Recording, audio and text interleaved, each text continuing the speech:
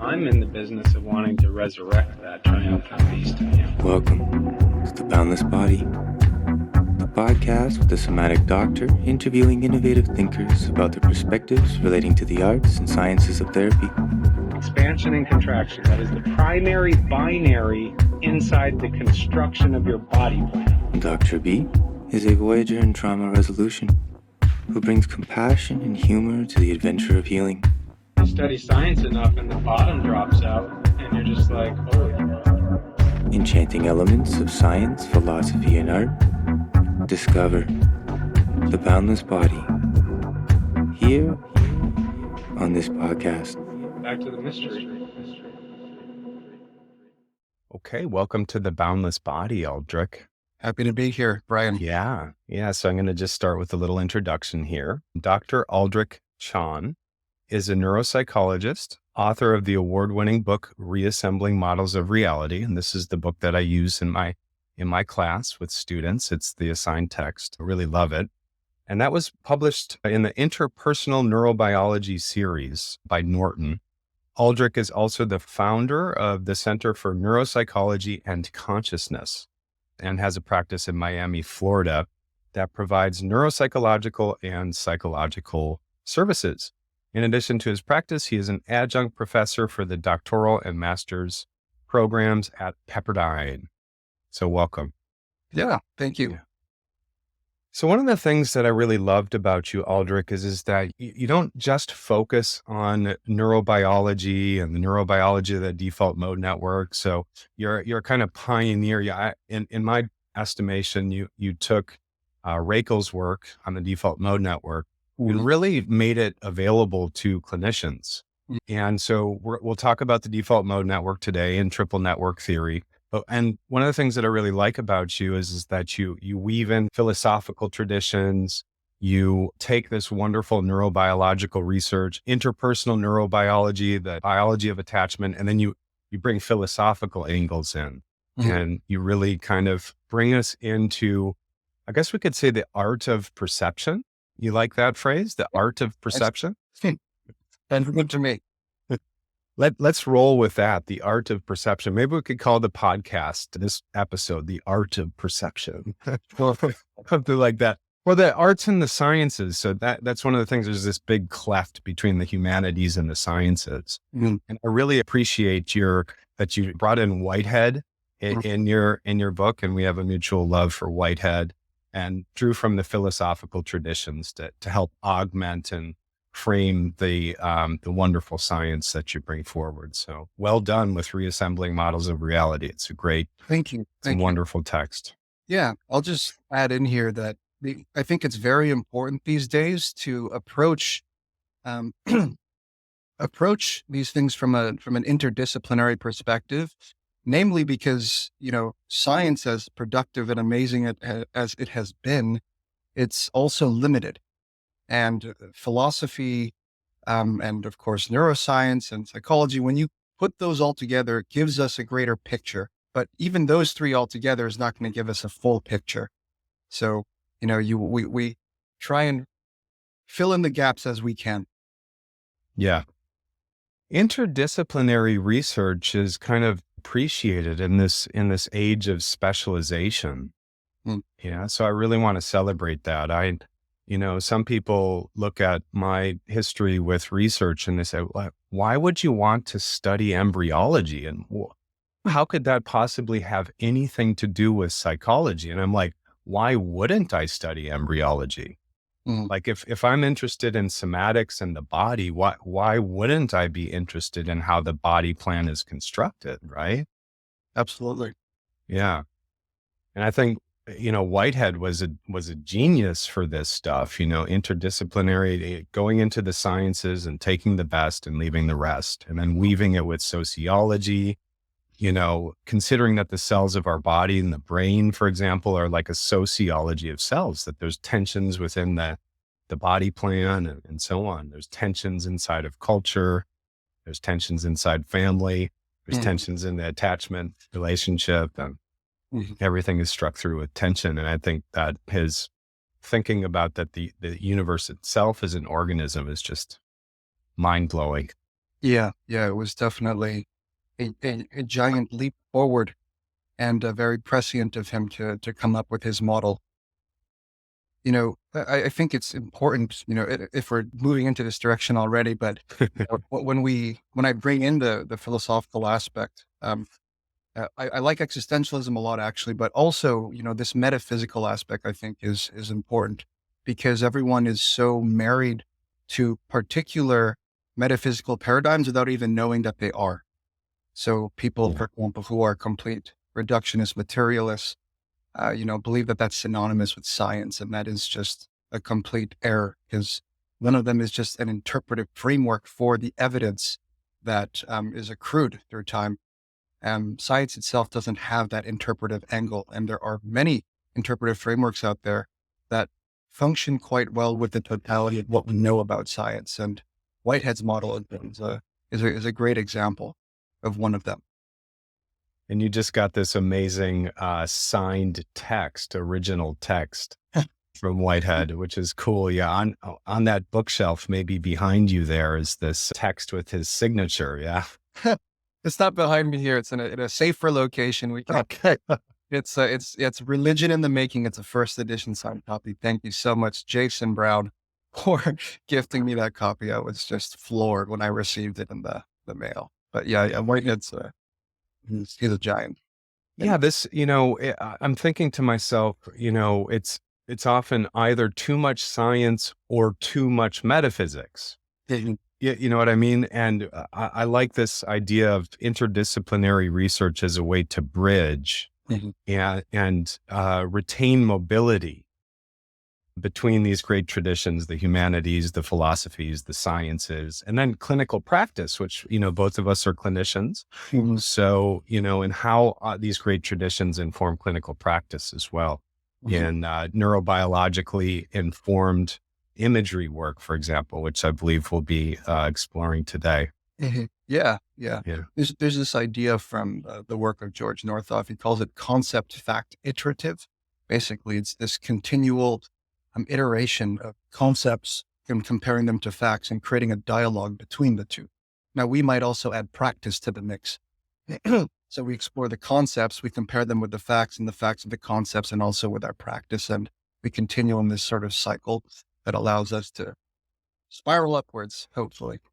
Can you say that phrase again? Iterative what? So he calls it concept fact iterative. Interesting. It's a phrase that indicates mobility. In your cycling, you talk about the concept of cycling, which has some roots in some of Gendlin's focusing work, where you're cycling through image, you're cycling through sensation in the body, and you're cycling also through meaning-making processes. So the whole thing is quite mobile. So I like these frameworks where there's a retainment of mobility where you cycle through and everything just it's a living process of interpersonal perception. I guess that's another one, right? Interpersonal perception. So, and the intersubjective field you talk about. So just so much great stuff in your work. I'd like to continue. I'd really like to explore this triple network theory, which involves the default mode network. And maybe we can continue with that and talk about what is this default mode network stuff and why is knowing about the default mode network of the brain, why is it useful for clinical practice or useful for understanding perception? Okay. Yeah, I think that's a nice place to start. So I guess I'll start off by saying that the default mode network, first of all, it's a network of brain regions, right? When we usually study the brain and you're starting it off, you've learned part by part. That's not how the brain functions. In real time, there are multiple regions of your brain that are active simultaneously and they form networks. And one of these networks is your resting state network. And I put quotations because your brain is never really resting, but it's your default mode network. You sort of default to it. Now, what's kind of interesting about I'm going to call it the DMN for short. What's so interesting about the DMN is that earlier on in the mid 1900s, towards moving upward towards the invention of the EEG and so forth, it was just considered noise. And people would use it as a as a control group and say, it's messy noise, doesn't really matter much. And it wasn't until later on in the 2000s that it actually became something of a serious topic, right? Especially with, you already mentioned, with Rakel's work, who really brought it to the forefront. Now, what's interesting to me is that the DMN, being your default mode network, is very much reflective of your internal world. And it relates to things like introspection, your social cognition, your self-reflection, or if you're mentally time traveling, in Endel Tolving's words, if you are projecting yourself to a future scenario to simulate something that you may be moving towards, or to go back into the past and retrieve a memory and maybe learn something from something you've learned from history or whatnot. Anyways, you put all these together and you get this internal dimension of experience. And it's funny to me that was just considered noise from a neural perspective in the earlier days, but nowadays it's being taken more seriously. So I don't know, I guess I'm pushing this forward because there's a sort of parallel process, right? Where psychology now is being taken a little more seriously, especially as it is related to the neuroscience and such. Now, the DMN doesn't function alone. It's only one network. There are several networks. And even in this triple network theory, there are many more networks beyond the triple network. But the triple network, of course, is very important to know about. So firstly, we have this internal world, we could say. Then we have a network called the salience network. And implied by the name salience, when something alarming is happening around you, it's something salient happening around you, it will change it will point your attention in a particular direction, right? Mhm. And something salient can be happening outside you, something salient can be happening inside you. And so that network is really about toggling in between the default network and an outer focused network, a goal-directed network that we call the central executive network, the CEN. And so there you have the three different networks and how they sort of all interact with each other. Now, one thing that's important also to mention about these networks, however, is the fact that when the default mode network is active, it inhibits or silences the central executive network. And when the central executive network is active, it will silence the default mode network in the average brain, we can say. But when we start exploring different conditions, you start seeing that relationship isn't so delineated, and it can be a little more messy, and there becomes a lack of integration. And I guess I'll pause there for now to see what thoughts Yeah. you might have. Yeah. So the CEN, the Central Executive Network, was originally called and is still called the Task Positive Network, where so that when we're on task, like you and I are on task, we're doing this interview, we're talking, we're on task. And the original articulation of the default mode network is like they're a reciprocal tension system, almost like the autonomic nervous system, where you have the gas sympathetic system and then the brakes parasympathetic system, almost like a kind of piston or a reciprocal system, where default mode network goes down when we're on task. Okay. When we're kind of daydreaming, which you say in the book, about 50% of the time we're actually daydreaming on a daily basis, which is quite interesting. Yeah. Well, that research was interesting. Go on. Yeah. Well, and I love this image in your book. It really concretizes the information, the scientific information about these networks. And in the book, you have this wonderful image of a sailing ship. And in the sailing ship, and this is an image for how these networks interact. You have this sailing ship and many sailors on the ship that represent the different components of the triple networks. And as you said, there's many networks. It's not the three networks isn't the whole show, but this is a great articulation, a kind of update of the old reptilian brain, triune brain model. It's kind of like the elaboration of that. So on this ship, you have a mast. Yep. And up at the top of the mast is a sailor with a big floodlight. Yep. Representing the salience network, okay, the direction of attention. And then in the front of the ship, you have these sailors that are engaged in the task of fishing. Okay. Okay. And so when the salience network, that top of the ship, the floodlight there, when the salience network, because that's the salience network, when we're on task, the beam goes towards the sailors that are on task. They're doing their thing with fish hooks or whatever, whatever they're doing, those fisher people. Mm-hmm. And then at the back of the ship, which represents the default mode network, and it's very, and this actually maps onto the brain as well, because the core node of the default mode network is in the back of the skull, actually, posterior cingulate cortex, right? Well, also the medial prefrontal cortex, and that's in the front. But Yeah, the orbitofrontal, the seat of mental time travel, and all that stuff, right? There's this, this major hub in the back of the brain. I like to focus on that actually, because there's so much attention that's brought to the front of the brain Mhm.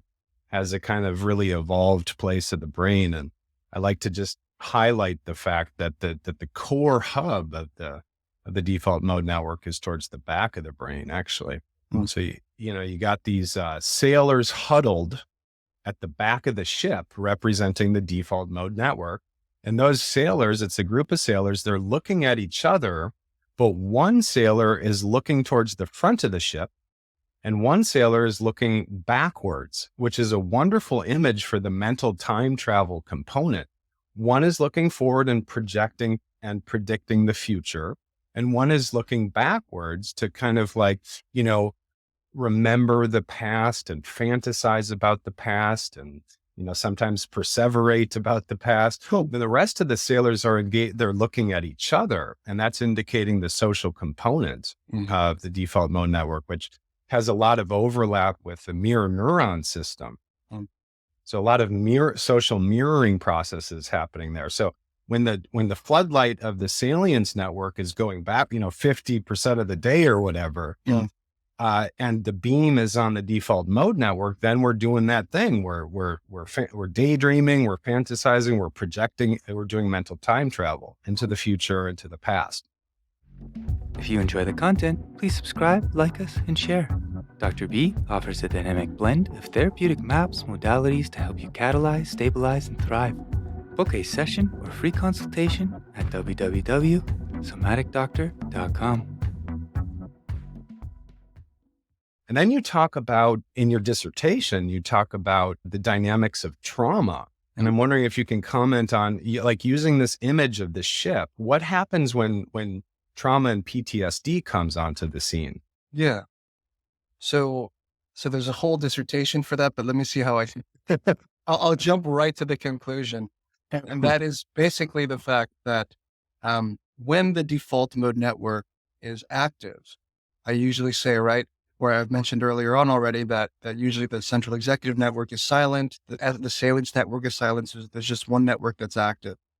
But in this case, with trauma, what we find is that there's salience network intrusions with the DMN being simultaneously active. And so we might think about symptoms of hyperarousal, let's say, or people who are, extremely attentive to danger that might be happening around.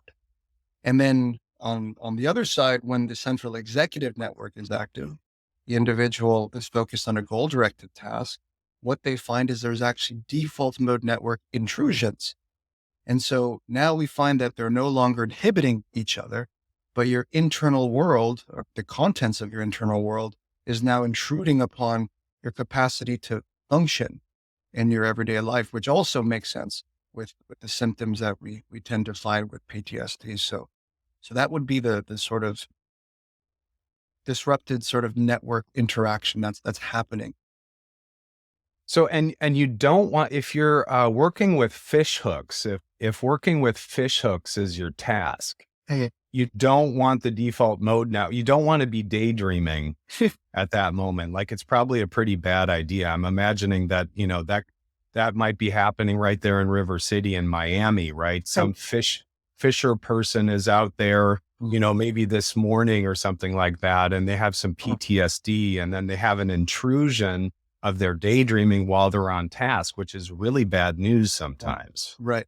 So if we were to elaborate on the metaphor, right, we could imagine, for example, the person who looks backwards, maybe running to the front of the deck and is whispering things into the ear of one of the fishermen, telling them that the war is still on, or telling them that they're about to be abused or hit or whatnot. And the person with the rod, who knows what they might do as a result. And so that can be a way we, these are, And let's do some, yeah, that's great. And let's do a little bit more work with the salience network and make it more applicable to the folks that are interested in somatic psychology. So I like to say that the salience network is kind of like the heart of somatic practice, because the core structure involved in the salience network is the insula. Yeah. Mhm, mhm, So the insula does a lot of this stuff called interoception, mhm. where we're tracking the sensations in the body.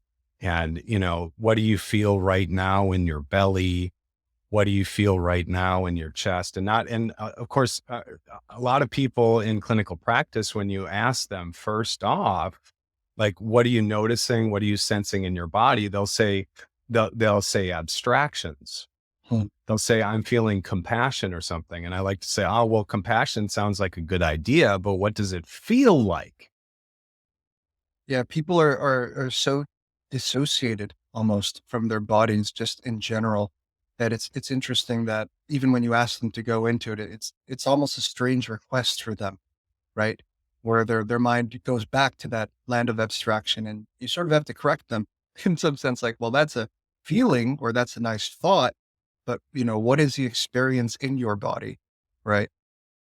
Yeah. Yeah, so that salience network, it lights up, that insula lights up when we're tracking the sensation. I think, oh yeah, I'm feeling these sensations in my belly. It's some cross between fear and excitement that we're being recorded and so on. There's these visceral sensations in my gut.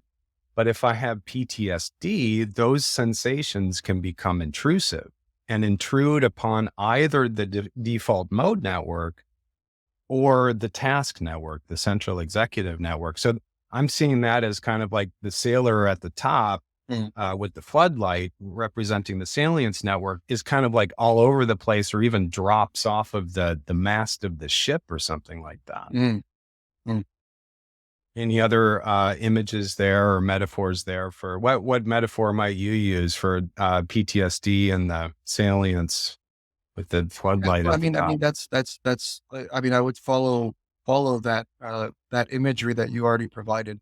We could talk about how the light itself becomes fragmented or cracked, and the light starts dispersing in different ways that it shouldn't, or it's malfunctioning. Um, but yeah, I mean, ultimately, what's going on is that the core responsibility of the person on the mast, in directing and highlighting what to focus on and what not to focus on, becomes dysregulated. And when that happens, your whole world flips around, because attention is one of the most important, factors that is going to change the way the world comes to you, and in the way that your world is experienced. So, Yeah. So we can continue the discussion in terms of clinical practice, right? Because under the phrase intrusive sensation, so that some folks with PTSD, when we direct that flashlight beam of awareness towards sensation, that the sensation in the body itself can become intrusive. And I think this is a really important point, because in the somatics community, there's almost this assumption that embodiment is always going to be good. mm, And that's not really the case, because some people, when we direct that flashlight towards the sensory body, it'll become extraordinarily fragmented. mm, And the sailor, it's almost like the sailor that's looking back towards the past, climbs up the mast of the ship and mm. shatters the light or something like that. So I think this is a really important point, because we can't just assume that the body's and its sensory reality is going to be stabilizing for everybody. Mhm. Yeah, I think that's a very important point that you're highlighting, Brian. This idea, firstly, that there are specific good or bad associations with certain areas of the body or certain parts of the brain. Like similar thing with people, when you think about the frontal lobes, they think of executive functioning, they think it's a positive thing, but it can also be for negative things, like in the sense of manipulation and such. Same thing with stress. People think of stress as a bad thing, but we know that mild to moderate levels of stress can be very, very beneficial. And I'm very happy that you're bringing this point up. Yeah, abstraction can just run haywire, right? So there's this term, this wonderful term that Whitehead threw down. He calls it the tragedy of misplaced concreteness. Mhm. Yeah. I just think it's just such an incredible term, right? Because that's another thing that can happen. It can be this kind of smuggling in of an abstraction with kind of the clothes of the concrete. Mm-hmm. Yeah. Yeah, I gave this example of compassion. Like, what are you feeling? I'm feeling compassion. Sounds like a great idea. It sounds concrete, but like, what's the warp and woof? What's the experience of it? Yeah. You know? Yeah. I think that fallacy, that tragedy is it's something that lots of people these days fall into, right? This idea that we're constantly becoming is forgotten, that we're constantly changing. And actually, one of the things that I've made it a habit of myself is that every time a client comes in from session 1 to session 2 to 3 to 4, I always try and start off by completely clearing any of my preconceived notions about what's going on and trying to see them as a new person every single time that they come in. Yeah. Thanks for correcting that. It's not the tragedy of misplaced concreteness. It's the fallacy of misplaced concreteness. And I've translated it in my mind as something that is actually really dramatic in our species. It's dramatically tragic. I think I've translated it for that reason. It's, Yeah. I think in my experience, it's much more than a fallacy. It's a horrible tragedy. That, this kind of this broken bridge between the abstract and the concrete. Yeah. And it creates atrocities, essentially, people confusing stories for reality. Yeah. And it also creates this stagnation of movement, right? This sort of self-imposed blockade where you don't allow yourself to even change or allow your mind to flow with the nature of your body. Yeah.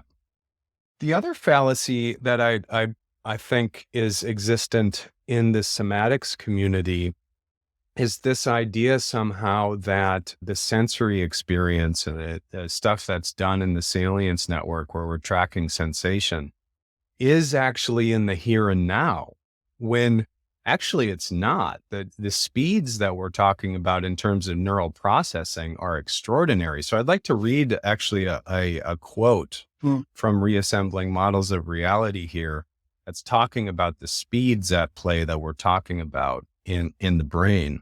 So here we go. Modern neuroscience exposes the misplaced concreteness of be here now by revealing that the conscious mind, which experiences, perceives, and labels sensations in the body, lags behind real time by approximately 350 milliseconds. And during this interval of massive speed in the nervous system, the perceptual data is run through loops of feedback filters, correcting errors modeled from the past, and feed forward filters, projecting, predicting, and interpreting the future. So let's talk more about feedback and feed forward filters. Sure. So feedback loops involve basically, it's like trial and error, right? So something happens, we try something out and it doesn't work out. There's conflict monitoring, for example, happening in the anterior cingulate cortex. And basically there's a feedback loop there that kicks in to correct for the error that happens. Now the feed forward loops are different because those are actually based off of templates that already exist, things that we've already learned about. So there are things that we are anticipating might happen. And as a result, these anticipations, these expectations, which are incorporated into the predictive systems of our brain, are sending signals in order to correct for anticipated errors.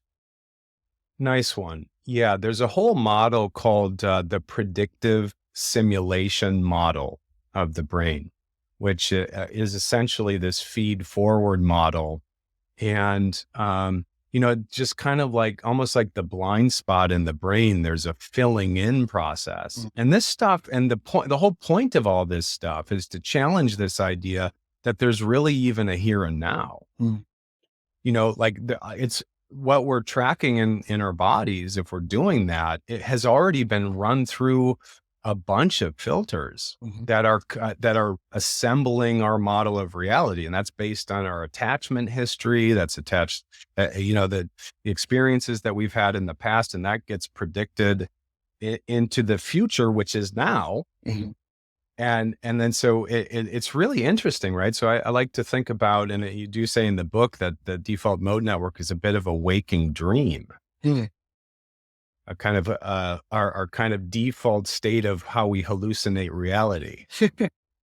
Yeah, I mean that's definitely true. I mean, there's so many levels to that. Also, that idea that the fact that the reality that we're experiencing is potentially nowhere near what actually exists outside of us, and so much of what we see is a perceptual hallucination. Some might say it's more of an illusion. There's a debate going on there. But nonetheless, I think everyone would definitely agree with the fact that what we're experiencing is an extremely poor resolution reality versus what's actually out there. Yeah. So Aldrich, in my book that I'm working on right now called Visionary Somatics, I go very, very deeply into the science of the cerebellum. And what I find is there's a big gap in the literature in regards to how the cerebellum is a central component of the default mode network. Okay.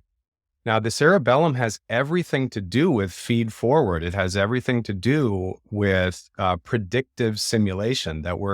What are we simulating? We're simulating sequences, from a muscular perspective, sensory motor perspective, and you actually talk about the tickle response, which is perfect. This is a perfect image of what the cerebellum is doing and how to kind of circumvent this feed forward mechanism, because it's next to impossible, if not impossible, to tickle ourselves. Yeah. Yeah. Like, try it. So for you watchers and listeners out there, try to tickle yourself right now. Just try it and send in a message to Boundless Body if you can do it, because I'm really interested if you can do it. And if you can, you should probably go to a physician, because there may be something off.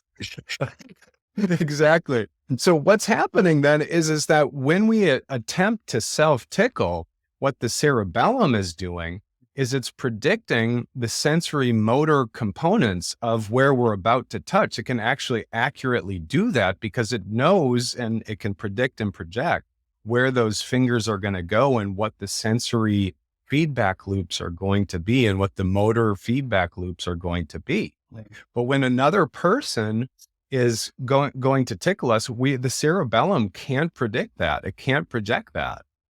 So it kind of leads to this disjointed processing. So I was laughing with my students the other day. I was like, perhaps psychotherapy is a type of sublimated tickling. Because it's a way of circumventing the prediction system, right? And so it's like tickling that's not tickling, because obviously we would need consent for that. And we probably wouldn't want to literally tickle clients, although we could maybe make a case for how it could be clinically indicated.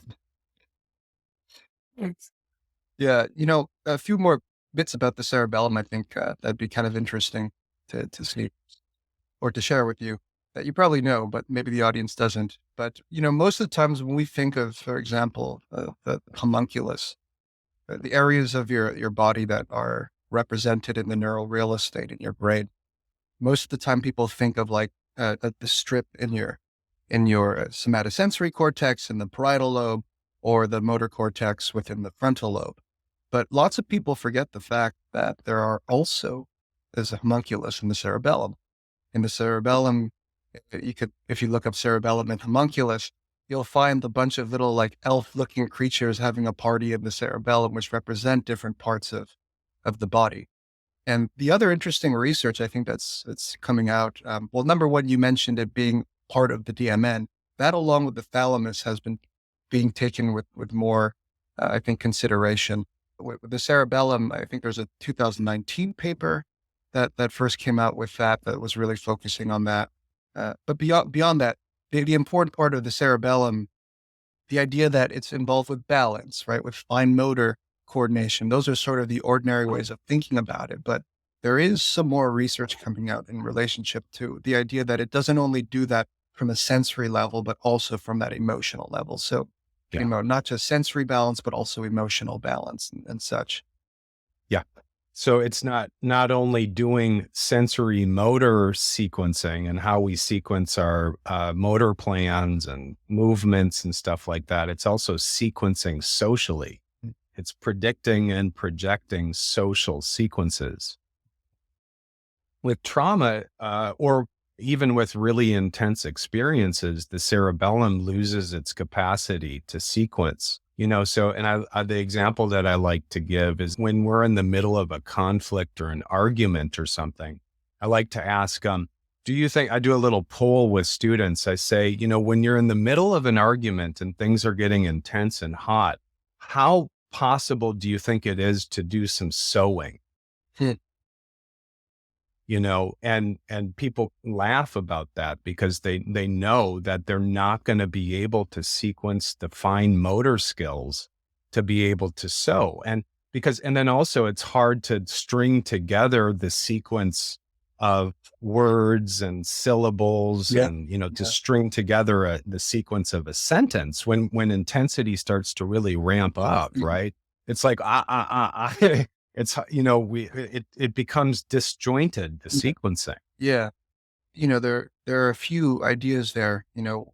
One of the studies they've done is that put people who have, basically social anxiety or speech terror inside of an fMRI, and they basically look at their brains to see what's happening. And what they find is that, so one of the areas of your brain that's involved with speech production, we call it Broca's area. It's in the frontal lobes.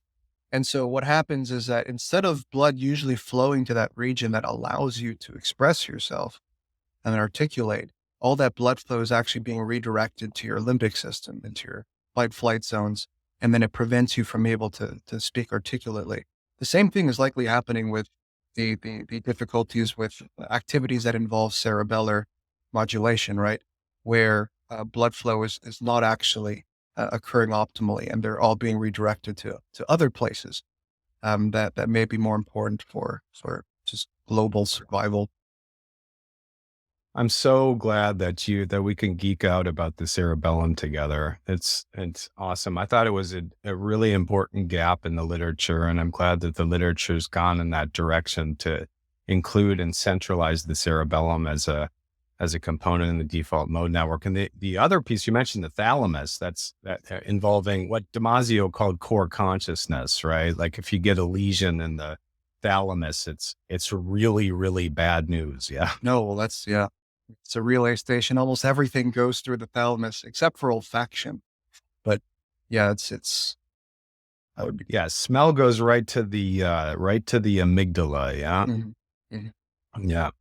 The other piece that's central to the default mode network, which I found in some really recent literature, or at least that there's a recent framework, is the periaqueductal gray.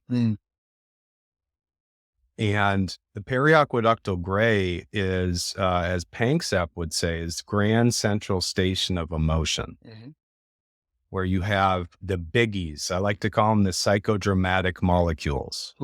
The serotonins, the dopamines, the endogenous opioids, the enkephalins, the kind of, like the biggies routed through there, and has something core to do with the powers of emotion. And you do reference the periaqueductal gray in reassembling models. Do you have anything to say about that core structure in the brain right close to the fluids there? I mean, it's a very, very important region because, well, number one, You can have large areas of your cortex removed or damaged and still be conscious and still have emotions. You may be slightly different in different respects, but mostly you will be intact. But if you just have a 1 millimeter lesion on the PAG, you can be in a coma, you could be dead, right? And the other part is that it's in the midbrain, right? And when you think about the brainstem, midbrain regions, they're pretty much the most protected areas of the brain. So evolutionarily speaking, it's already highlighting the importance of these areas.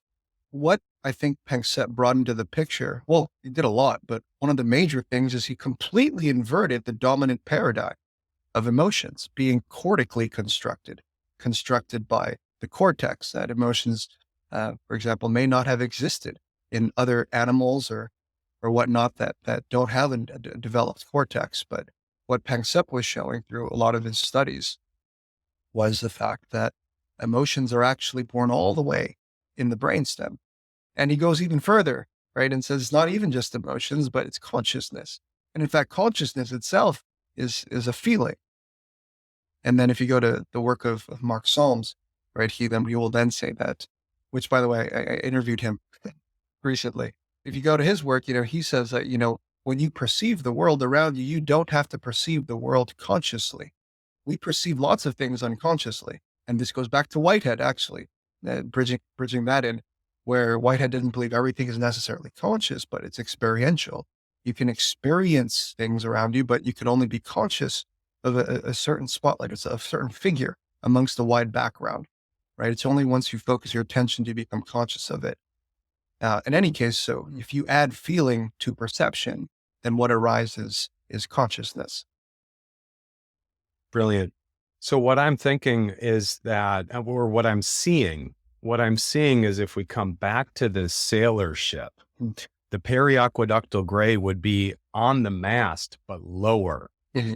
And it would be, if we imagine for a moment, there's this wonderful series that I like, a TV series called The Magicians, because I like that magical stuff. And in The Magicians, there's a boat that's alive. Okay. And it actually talks and has feelings and stuff like that. And when it decides that it doesn't want to go somewhere, it'll go left or it'll go right or something like that. Okay. So let's use our imaginations for a bit and imagine that the ship is alive. And that at the base of the mast, that would be the periaqueductal gray. In the heart of the heart of the heart. In the brain, it's right close to the fluid midline. And the closer that we get to the fluids of the brain, the closer that we get to central neural structures that are central to processing and feeling and whatnot. So I'm imagining at the base of the ship is almost like a nuclear generator of some kind. Kind of like the heart of the ship, right where the mast meets the kind of, the heart of the ship or something like that.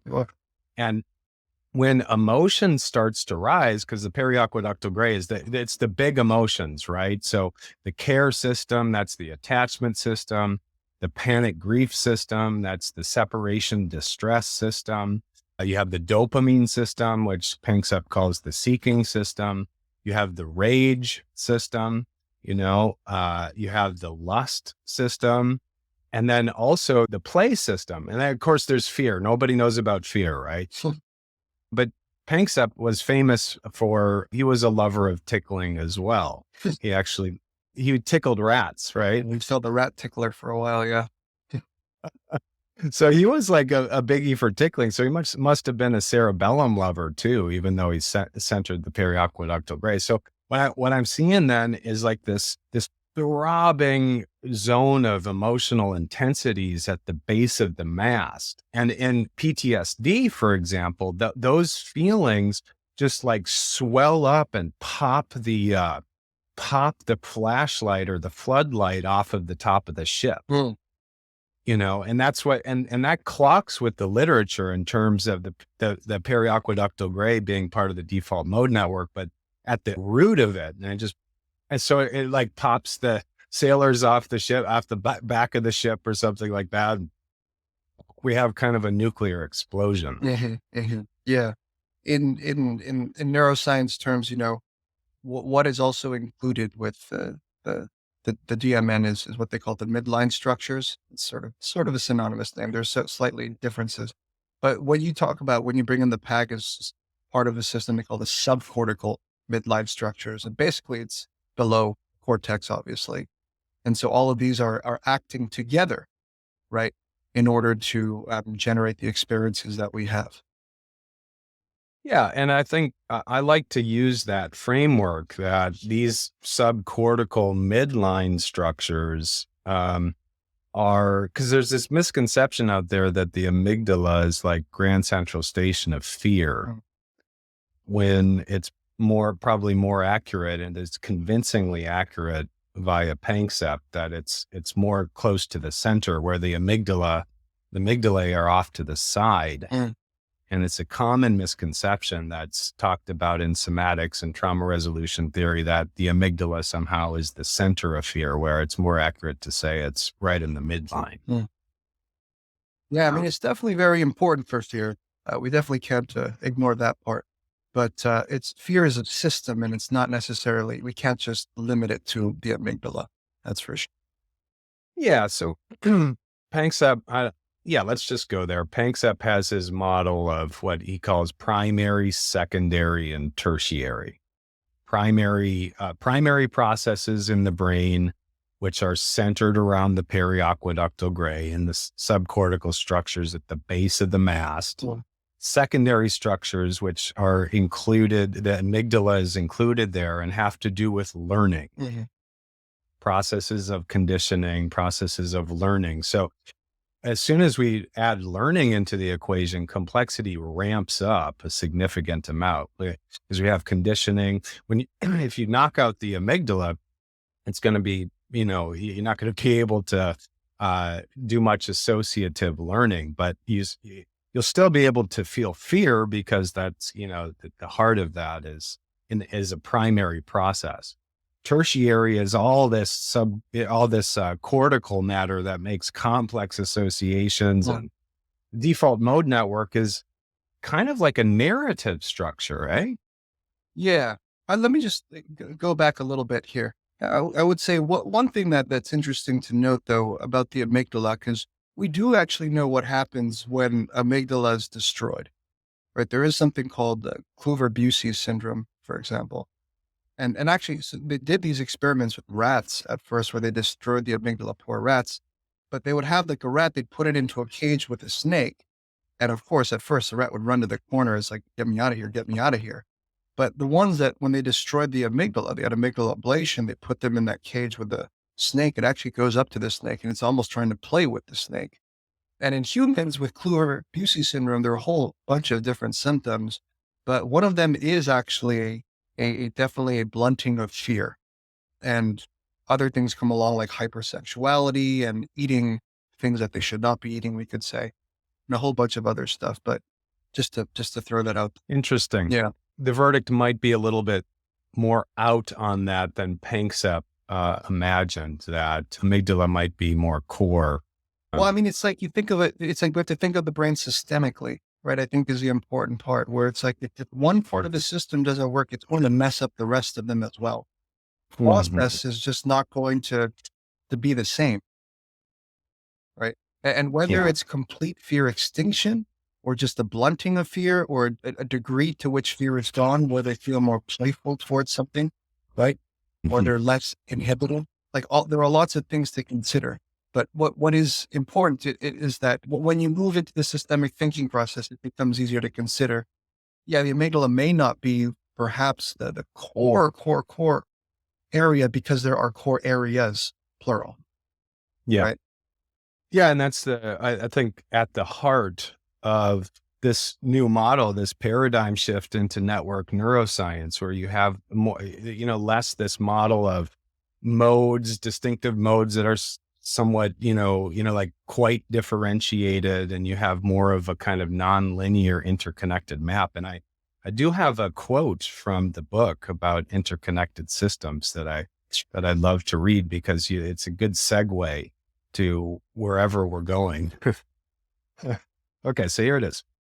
The whole body may be best understood as an interconnected web of differentiated systems, with the mind an emergent phenomenon resulting from interactions from relationships within and between the individual and their environment. In interpersonal neurobiology, the mind is further conceptualized as a complex system that emerges from the brain, body, and relationships. So here we have this image of distributed systems. Mm-hmm. And really what I talk about in the book, and you definitely go there in yours, in my book, I'm talking about the infrastructure of the universe itself. Mm. A lot of writers have talked about that there's like a rhizome structure, that there's a network infrastructure in the universe itself that is kind of nonlinear and mycelial, and the brain does that too. It's an interconnected web. You have any comments about that? I've never heard of that before. Maybe you could elaborate a little more so I get a better understanding of what you mean by that. Yeah. So this is actually from astronomers and physicists. It's not, kind of metaphysical mumbo jumbo. There's a principle called the cosmic web. Mm. And the cosmic web comes from the study of dark matter and dark energy. Mm. And what they've seen is that there is these microfilaments that can be seen as a kind of as a web-like structure, a nonlinear web-like structure that is the infrastructure of the universe itself. And it's quite interesting that they actually, in this cosmic web articulation, they explore a kind of fundamental pulsatile action within the infrastructure, a contractile and an expansive rhythm that they call tidal movements, which is really, and I do have a quote that I drew also from your work here, which dovetails with this quite nicely. It says, and this is on your discussion about Whitehead. Okay. We all inhabit fields of awareness that are perpetually expanding and contracting. They seem to expand in comfort, contract in moments of anger, dissociate from memory in deep sleep, and enter a reliable state in wakefulness. So we have this kind of interesting mapping. This comes from general systems theory, this mapping that, as above, so below. And in every system, you have general systems characteristics. And I think this is one of the things that is just so extraordinary. And, from this general systems perspective, you have the really, really big, the universe, you have this rhizomatic infrastructure, this nonlinear infrastructure that expands and contracts. Right. That's what consciousness does too, right? Right. It's what the body does. Mm-hmm. Mm-hmm. Yeah, I mean, in that case, I have to look deeper into it, but does this also relate to fractal systems or fractal geometry in some? I think so. And with fractals, though, there's some, I do believe there's some sort of obsession with symmetry, almost like a prioritization of symmetry. Whereas the study of physics, I talk about the study. It's asymmetry, though, with fractals. That's how it differs from traditional geometry. Yeah, that makes sense. But I think what I'm referring to is that how it shows up functionally in folks that get really, really into fractals. They seem to, there does seem to be this kind of equation of symmetry with perfection and with beauty and things like that. I like to talk about it as this is another piston in the body and the universe, a piston between symmetry and anti-symmetry. Mm-hmm. The physicists are obsessed with broken symmetry, right? And I think that it's more dynamic and mobile to think about there's some sort of fundamental piston in the universe that's doing symmetries and then breaking, symmetries and then breaking, symmetries and then breaking. It's an interesting way to put it. Yeah. So let's see here. And you do talk about symmetry and reassembling models as well. All sorts of wonderful stuff there. one argument, Aldrich says, against this idea is that asymmetry may help generate novel solutions. Mm.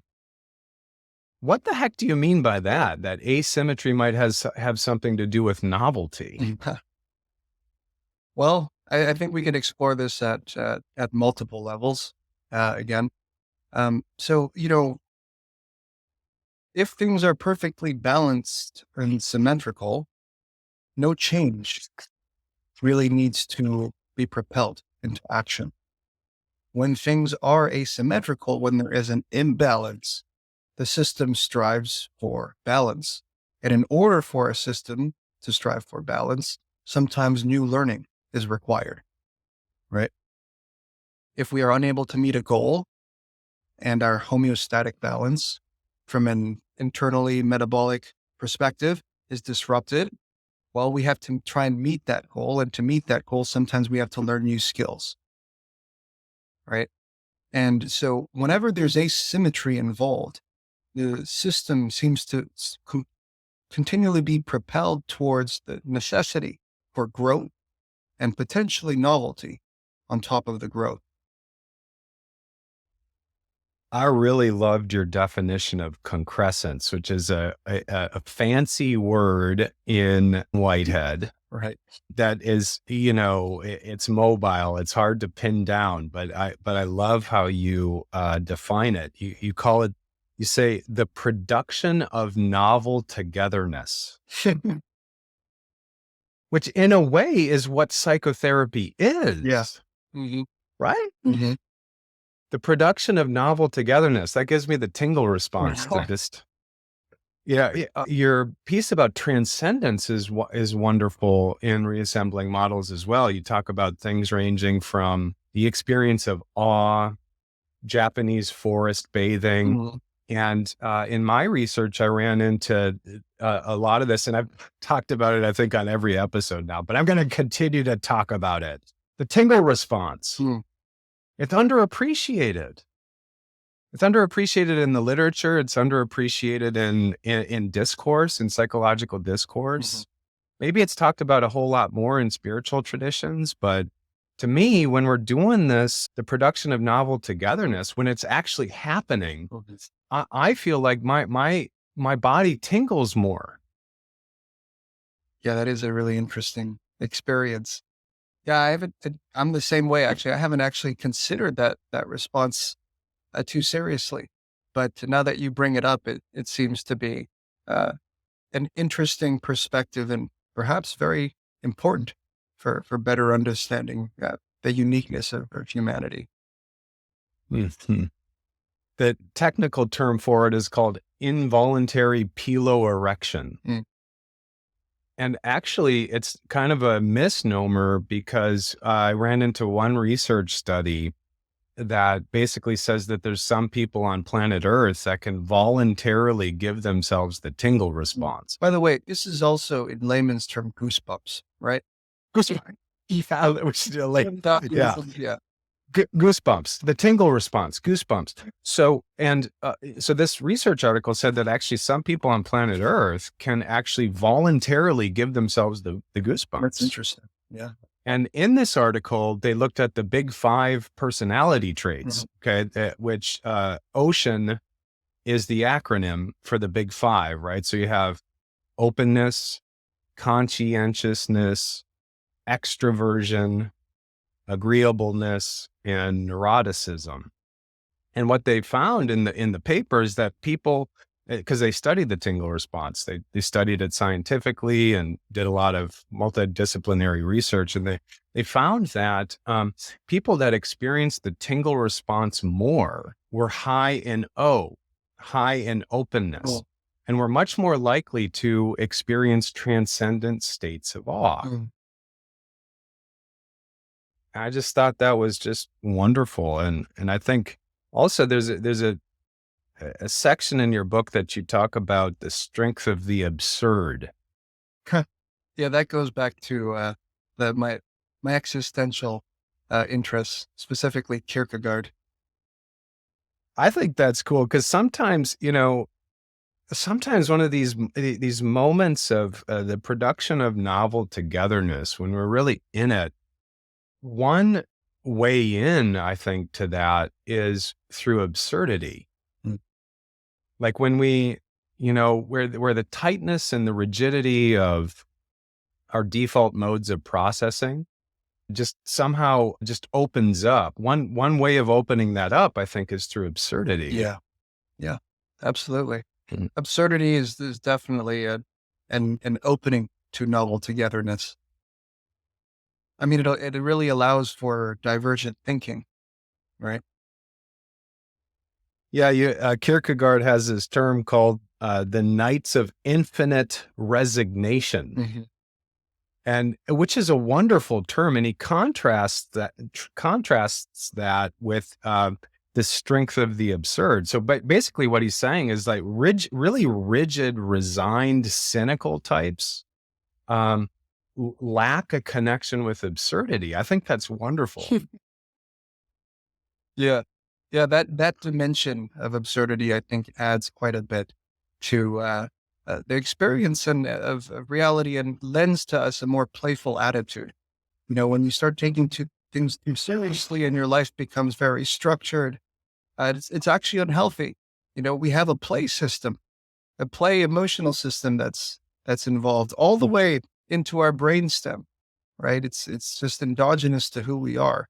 And part of play as adults is finding yourself in these sort of pockets of absurdity and getting into these existential frameworks of mind and playing with chaos to see what comes out.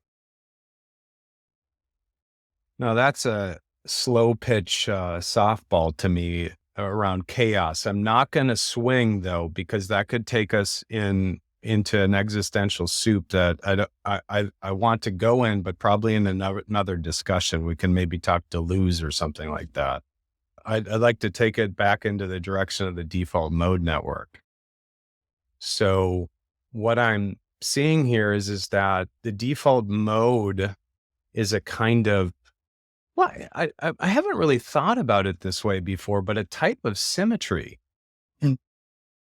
I was going in the direction of, it's a kind of narrative structure where when it's working well, narratives are sequenced quite well. Somebody has PTSD isn't going to be able to tell their story, tell their narrative in a coherent sequence. Mm-hmm. Often, because that, there's going to be intrusions and whatnot. But when it's kind of on hyperdrive, I'm thinking of it as almost a type of symmetry that resists being broken. Mm. Because everything just gets put into the narrative, and then everything can end up being quite rigid. What do you think of that idea? So you have to push back a little bit on this idea. Yes. Namely because the DMN is not a rigid network. We know that you can change your DMN for the positive or for the negative. From the negative perspective, we might think of PTSD, right? Since we're already on that, where there may be amygdala intrusions during your DMN activity, where there may be alterations in salience network and DMN connectivity and such, right? So in a sense, if we think about what your default resting state network is, it's unchanged. And on the flip side, if you look at mindfulness studies, there have been some studies that found that individuals who engage in a fair amount of mindfulness, actually their dorsolateral prefrontal cortex, dorsal to the top, lateral to the sides, it's very involved with executive functions, becomes integrated into the DMN system. And that becomes their default network. And then on top of that, one more thing that's interesting about this mindfulness stuff is that when they look at the posterior cingulate cortex, the PCC in the back, which is very involved, by the way, with self-referential processing, your experience of self, one of the reports you get from people who meditate a fair amount is that they have less of an identification with themselves, right? And naturally they want to be or become more empathic. And what they find is that the posterior cingulate cortex is actually more silenced. There's less activity going on there in relationship to these increased reports. And so the DMN is a flexible, it's a malleable network. when we speak of it, traditionally, we speak of the average, quote unquote, DMN, but but again, it is something that can change. So how would you frame then somebody that has rigid beliefs from a neural perspective, from a neurobiological perspective? How would you frame somebody that has rigid belief structures and a rigid way of perceiving reality on a continual basis? How would you frame that neurobiologically? So one area I would think of would be the basal ganglia. That might be involved, especially its relationships with obsessive compulsive disorder. You might think about rigid, quote unquote, rigid networks that corresponds from the cortex down to the limbic system. You could think about it also left hemisphere versus right hemisphere, with the left hemisphere bias over the right hemisphere. One of the ideas we know very well is the left hemisphere interpreter, which is, I think, constantly not misunderstood, but not given enough emphasis, because, our left hemispheres, it creates narratives that it makes stuff up, right? In the studies that they've done in the olden days with Roger Sperry and his colleagues like Bogan and Gazzaniga, right, where they were testing split brain patients. Just, I'm giving some context for the audience sake, right? If you split the hemispheres in half, you can test each hemisphere to see how they perceive and conceive the world differently through different studies. If you present something to the right eye, it's going to go towards the left hemisphere, and left eye towards the right. In any case, I'm not going to go deep into those studies, but what they find, right, is the very idea that the left hemisphere will make up responses and reasons behind why they viewed a particular item in a study. And why that's so important is just the very idea that for the majority of us, our left hemispheres are just creating narratives, explaining away things that we may experience but might have an uncertain conclusion, namely because the right hemisphere doesn't have the speech component to it, at least in the way of speech production. It might have the prosody and the context, the pragmatics associated with speech, but like areas homologous to the Broca's and Wernicke's. But overall, the left hemisphere can come up with some narratives that can be quite rigid, we can say. So, look at it from multiple perspectives. You can look at it from cortical down to subcortical. You can look at it from the DMN perspective, as you have, and which may also contribute, but we have to look at it from the multiple networks now. And also you can look at it from the left and the right hemisphere. So vertical, horizontal, perpendicular networks and such. So how do you tickle all that stuff when it's rigid? Like, how do you do that clinically? Like, I guess one of the ways that we've agreed on is through absurdity. Yeah. This is the purpose of psychotherapy, right? It's a big part of it, at least. And the way that you would conceptualize it from a cognitive perspective is an updating of memory systems, right? So someone comes in and they share their narrative with you, and their narrative is coming partially from their memory systems in relationship to all sorts of other systems. But when they bring it up, it's now in the almost present, we'll say, quote unquote, that's in the almost present. And in the almost present, you work with those narratives. And there are 4 core goals that we have here, right? And this comes really from my mentor's work, Lou Causalino. And so one of them is you want to induce mild to moderate levels of stress. So you want to challenge them. You can't just let them necessarily, well, some sessions, maybe venting's okay when you're building rapport, but you want to challenge some of those belief systems and maybe question the validity to them, right? Those are just examples. You can use many other different ways, but mild to moderate levels of stress is important. From the somatic perspective, maybe asking them to delve into some bodily sensations that may not be so comfortable, right? And at the same time, not have them flooded so that they'll be traumatized, but then you bring them back using different techniques to a safer place. So that might be another way. Secondly, you want to activate both cognition and emotion. So if someone's too intellectual, well, you bring in the emotions. If they're too emotional, well, you need to maybe bring in the intellect, right? Third, you want to obviously alter their narratives. Part of the importance of the therapist is to provide alternate perspectives and layer atop old narratives, new narratives, right? That can really update the system. And so, and then the very first one that I missed is to provide them with a solid relationship and a safe environment, because that sets the context for neuroplasticity to happen. And so you put all four of those together, and you can use whatever theoretical orientation or techniques you want to. Those will optimize neuroplastic changes and hopefully update and reconsolidate some of those rigid belief systems so that they are not rebooted, but they're reconsolidated into the long-term networks with a different narrative.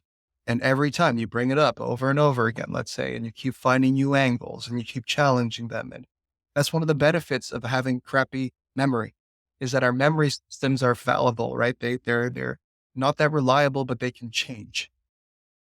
Yeah. Yeah. A lot of folks don't know that, how changeable memories are, that when we access a memory, it changes each time and gets reconsolidated is the technical term, right? When we light up a memory network, those neurons kind of become labile and open up. And it's one of the things with trauma regression work, right? In order to get optimal stress, you make sure a person has enough resources, to be able to access those neurons, in the neural fabric there, so that the neurons are ready to be primed and then given a new experience. Mm-hmm. Through these four pillars that you just shared, right? Given a new experience so that then it can be during the next sleeping cycle and during the reconsolidation process of the memory, it gets reconsolidated and changed together with something that's new, like the presence of the therapeutic relationship, the safety, the flexibility of the relationship. Mm-hmm. Absolutely. Yeah. You also talk about, so that, that's great in terms of, okay, if there's some rigidities in terms of processing and perception. You also talk about cycling, a process called cycling, which is another way to loosen rigidities, I think, in this framework and cycling is kind of your version of Eugene Gendlin's work, the focusing work. It kind of embodied, kind of like, Aldrich's somatic psychology. So I'm wondering, maybe I'll read this quote first, and then we can talk a little bit about cycling, and then I'd like to transition into discussion about work with mental imagery. Sure. Okay. So here we go. Cycling. The intent of cycling is to actively elicit or cycle through responses from distributed networks throughout cortical and subcortical neural regions and the autonomic nervous system. And you use the acronym IC, which is image, sensation, emotion, and evolution. Can you walk us through that? Yeah, sure. So firstly, I start off with image, and the technique, I would normally use it when people are, for example, stuck on an issue or a problem, but they don't really have the ability to articulate it, right? So in analytic words, it's called what was it called? Oh, I forgot what I was going to say. So having a brain for The archetype? Oh, no, it's not an archetype. It's like it's an unknown node. That's what it is. Unknown known. That's nice. Yeah. I like Yeah. it. So it's called the unknown known. So it's like you kind of know it, you can feel it, you can experience it, but you're unable to articulate what's happening. So it's like, okay, well, what can we do? You can talk around it until you reach a conclusion, or we can access other faculties of your mind that may be closer to what that feeling or experience might be. Right. And so in my models, like I start off with sensation and emotion as being the most primitive, but then image comes afterwards. So instead of starting off with speech, which I know is so dominant in our culture, let's start off with image. Right. And so that's what the I would be. So you start off with asking them to, comfortably sit back and basically relax and close their eyes and just let whatever image arises. And so this is accessing the default mode network, right? Their mind wandering. and they're mind wandering, but it's sort of intentional in the sense that they're letting it wander around this experience or feeling. And when they arrive at the image, whatever it may be, and people usually always arrive at some image that represents what they're feeling, we already have a little more certainty, right? And so that's the I. Then you move into the sensations, and that's the S, right? And so with the sensations, what's going on in your body in this moment as you're holding this image in mind, right? And so, maybe they're feeling some constriction around their heart, right? Maybe they're feeling some tightness. Maybe, it can be anything. And you're just having them slowly explore these different sensations. And then eventually you move into emotion. And so we're really working on the three most, I would say, the primitive fundamental levers of human experience. And by going through them, eventually what will happen, hopefully, is that that experience becomes digested into a way that it can be expressed symbolically through language. And so that's the evolution component, where after you go through the image, the sensations and the emotions, well, then we can move forward towards maybe revisiting the image to see if the image has changed, right? Because no thing remains, going to Whitehead's ideas, everything is a becoming, right? So eventually this will inform the present, and something new might happen, which also typically happens. And then you can ask them and talk and bring in the verbal component of it all. Brilliant. I really like that. And I like how it lines up with the Sailor image and the triple network thing, and how we've been talking about cortical, subcortical. You have that default mode network, the engagement with narrative and kind of the waking dream. You have the salience network, the readout of the sensations. You have the subcortical structures lining up with the orientation to emotion. And you just really have this really whole picture, where I'm actually seeing something like, because it's an art, right? It's not like it's an art informed by science. Yeah. And by the way, it's unthought known. That's what it is. Well, the unthought known. That's what it is. Yeah. Yeah, I love that. I think it's wonderful. So I'm seeing like something like the art of this type of cycling work or somatic psychology work. I'm seeing it as a kind of music on the ship that helps to integrate the sailors, so that they're in creative. What did we call it? The novel togetherness. Where the music isn't such that the sailors on task that are working with fish hooks or whatever, they don't focus on the music so much that they that they get a fish hook in their finger or something like that, but a way that it kind of amplifies togetherness and creates a situation where more novelty can happen in terms of relatedness and meaning and togetherness and all of that stuff. So I just think that's so wonderful.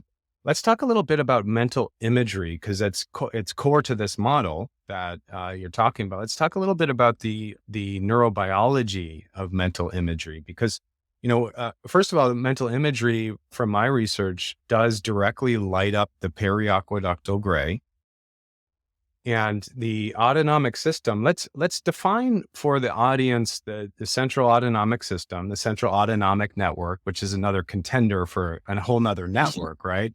Which the periaqueductal gray is the core.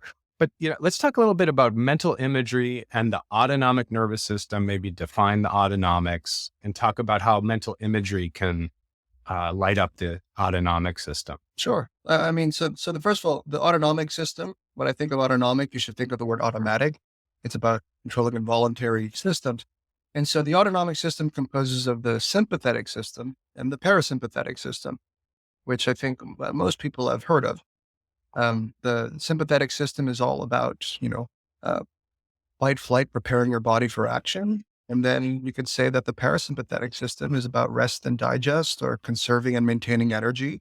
I always ask my students, if they know Spanish, because parar means to stop in Spanish. So it's like the stop sympathetic nervous system. It's also kind of a funny way to think of it. But in any case, you have these two systems, and they're very, very connected to subcortical regions. Because obviously if we perceive threat, well, it's going to trigger the sympathetic system and prepare your body for whatever needs to happen. Now, let's go to imagery. Now, imagery begins higher up in the brain, right? So when we perceive an experience or have an experience, the thought is that we have occipital lobe activation, right? The visual cortex, and information is fed upwards towards the parietal lobe. And we call this the where pathway. It helps us identify where objects are, for example. Well, okay. And then there's also another important passageway we call the what pathway. The occipital lobes send information to the ventral regions of the temporal lobe, the inferior regions, and we call that the what pathway. It helps us identify what an object is. Now, I say this because when we think of imagery, it's inverted, right? So basically now the main area that starts with activation is going to be your parietal regions, particularly an area called the precuneus, and that's going to send information down to the opposite side, down to the occipital lobe, and allow you to visualize that experience. Now, all of these systems, as you well know, Brian, are connected from the cortical down to the subcortical. The precuneus in particular, for example, has several neural highways, we can say, that's connecting to it from areas of the subcortical regions. Precuneus is music to my ears, Aldrich. I go into the precuneus at length in my book. It's part of the default mode network. It lights up during mental imagery. It is a structure. It's a primary structure involved in the efficacy of PTSD treatment. So essentially, the articles that I've seen have said, if the cerebellum and the precuneus do not light up, trauma is essentially less likely to be resolved. Mental imagery directly impacts the precuneus. Both of these structures, the precuneus and the cerebellum, are wired to the periaqueductal gray. And the periaqueductal gray, for example, I ran into this article that when a person is visualizing an athletic event, it's done so with thick description. We'll come back to thick description because I have a quote from your book around thick description. It's done with nuanced and detailed description, that the periaqueductal gray and its influence on heart rate and so on will get activated at about 50% of the same level that's activated when the person is actually engaged in the exercise. So there we have a direct, scientific correlation with mental imagery. Yep. The mental image up top has a direct influence not only on the close to the mid-core structures, but on the midline and the midline structures of the brain, which is extraordinary. Yeah, I mean, if we bring this even more concretely, just to the phenomenological level, I mean, if we think about what brings anxiety to lots of people this day and age, the images that they have in their minds and the thoughts that come with them, right? If someone, is in I don't know, walking into a dark abandoned building, right? Let's say there's no one there, but it's dark and abandoned. Most of us are going to feel a little scared. And that scariness might come from the imagined monsters that have arisen in our minds. And that's going to trigger our autonomic systems directly, right? Like it's a completely experiential. It's very, very salient of an experience when that sort of thing happens. I think it's really fun to have all this grounded in the neuroscience, but sometimes it's just kind of like, well, okay, there's such a direct one-to-one correspondence with experience that it's like not that surprising, right? Yeah. I guess, Yeah. Yeah. So I'll leave it at that. Well, it's good. I mean, it's good to come back to common sense that, and people want this framework. A lot of folks, because I live in Silicon Valley, right? So I work with a lot of rationalists. And it can be really useful to have both the scientific frameworks and the common sense frameworks to kind of get people on board for mental imagery work, because it needs framing. Like, people need frames because, a lot of people just think, mental imagery is like pie in the sky, or like just some little ditty of the imagination that isn't going to have concrete results. Well, So I think it's good to, yeah. no, I was going to say, I mean, you could, there are lots of, I think, routes for challenging that sort of idea, right? I mean, where do lots of the most amazing genius ideas, where have they come from? They've come from mental imagery. Einstein actually donated his brain to science. Which part of his brain was most developed and actually special? Wasn't the frontal lobes, like some people thought, with the parietal lobes. It had a lot more to do with visual spatial perception and imagination, right? Maybe the clients that are in your sessions, right? Most of their anxieties are probably not real life threats. I don't know who you work with, but you said Silicon Valley. So, but a lot of them might be more imagined threats, right? So it's like, you're telling me that you don't think imagination or mental imagery is real, yet you're freaked out about your boss being on your ass this entire time about X, Y, or Z, right? And so it's very interesting to consider. Imagination has really helped us create all sorts of wonderful technologies and novelties and all sorts of things, but it also brings us this whole new dimension where we can freak ourselves out and develop complete disorders as a result.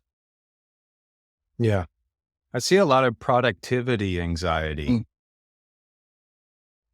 just a lot of perseveration about, a lot of worrying about productivity, a lot of just, default mode network spinning about productivity and projecting and predicting what isn't or could be, productive, or what was or wasn't productive. That's all imagination, mostly what you're describing right now, right? So mental time travel. That's the other thing. Like, mental time travel sounds abstract or something, but we're doing it all the time. We're doing it all the time. And that's what I like about this neurobiologically informed mental imagery work is that we are doing what the brain does. We're just doing it intentionally. We're getting in there with the memory. And then, so I promised we'd talk about thick description, because I believe it to be central to the work that you're describing here. And here's your quote about that here. Actually, it comes from a student paper. As I said, your text is one of my assigned texts at university. And this comes from a student paper quoting you. Here's the quote from the student. Aldrich Chan deepens this to include the importance of vividness, or the process of thickening imaginal descriptions. Here's what he says. The thicker the description, the more likely you'll be doing integrative work. Yeah, that's an interesting one. Yeah. What's thick description, and why is it important? Well, I don't think I've used that word. That's probably your student's word.